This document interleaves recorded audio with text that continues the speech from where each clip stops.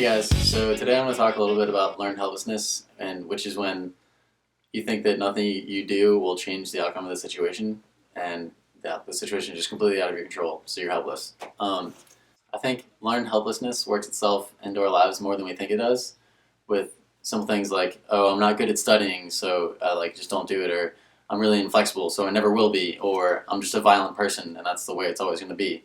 So, and once you label yourself as that kind of person, or having that characteristic, the chance to change it just completely goes out of your mind. You become helpless to just always having that characteristic.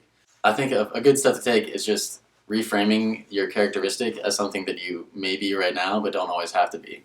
So I've known some people that say they're just a violent person because they've always been perceived to be that way. So everyone just thought he was just by the way he, I guess, looked and carried himself. So he started acting that way and has been ever since. And now he just defines himself as a violent person and thinks that that's the only way that he can really be.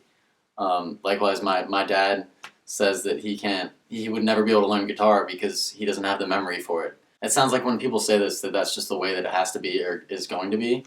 But in reality, you just reframe your situation, and if you understand that if you practice at these things or intentionally act a different way, that they can really change, and that it is under control, and you're not just helpless in your situation. So, learned helplessness is pretty prevalent when we're trying to affect something on a larger scale or a larger issue that many people are taking a part of.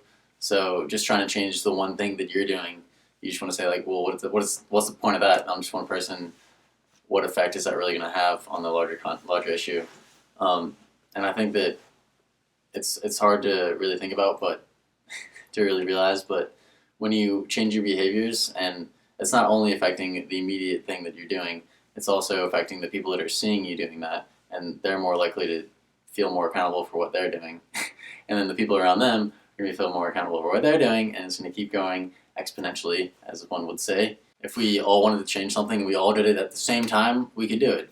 But since we all feel like we have no effect and we're all feel helpless to the bigger issue at hand, that we don't. I mean, think about it. We get all mad at the top 1% for having all this money and being all selfish, but what it really boils down to is just us being really helpless to the situation. We could change how this world works and how the money is distributed if we were really intentional with how we spend our money, because that's really where they're making all their profits, because we're supporting them, the population is. But since we all feel helpless to the situation, we don't do anything about it. And I think that's convenient for the people that are the top 1%. I think it's really important to reclaim your identity as a powerful individual that is not helpless in your efforts to do whatever you want to do. Thanks, everyone. If you have any questions or comments, you can leave them below, and be sure to check out our other videos.